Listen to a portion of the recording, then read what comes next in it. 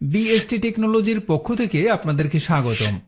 আজকের ভিডিওতে আমরা আপনাদেরকে দেখাবো কিভাবে ওয়াটার পাম্প কন্ট্রোলারকে কানেকশন দিতে হয়। পাম্প কন্ট্রোলারের একদম নিচের দিকে 12টি কানেকশন পোর্ট দেখতে পাবেন। আপনাদের বোঝার সুবিধার্থে আমরা পোর্টগুলোকে 1, 2, 3, 4 এরকম সিরিয়াল নাম্বার উল্লেখ করে দেখাচ্ছি। একদম ডান পাশ থেকে সিরিয়াল শুরু হচ্ছে। ডিভাইসের একদম ডান পাশের 1 নং পোর্ট থেকে নেগেটিভের কালো রঙের তার এবং 2 নং পোর্ট থেকে পজিটিভের লাল রঙের তারের মাধ্যমে মেইন লাইনের সাথে বিদ্যুতের সংযোগ দেবেন। তারপর 3 নং পোর্ট থেকে পজিটিভের লাল রঙের তার এবং 4 নং পোর্ট থেকে নেগেটিভের কালো রঙের তারের মাধ্যমে মোটরের সাথে কানেকশন দিবেন। এখন আমরা ডিভাইসের সাথে সেন্সর কিভাবে কানেকশন দিতে হয় সেটা দেখাবো।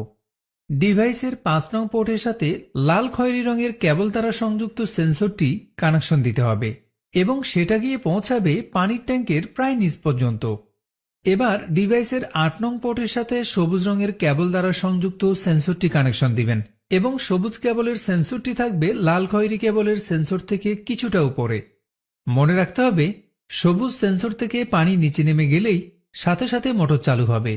এখন 10 নং পোর্টের সাথে নীল রঙের কেবল দ্বারা সংযুক্ত সেন্সরটি কানেকশন দিবেন এবং সেটা থাকবে সবুজ কেবলের সেন্সর থেকে আরও কিছুটা উপরে।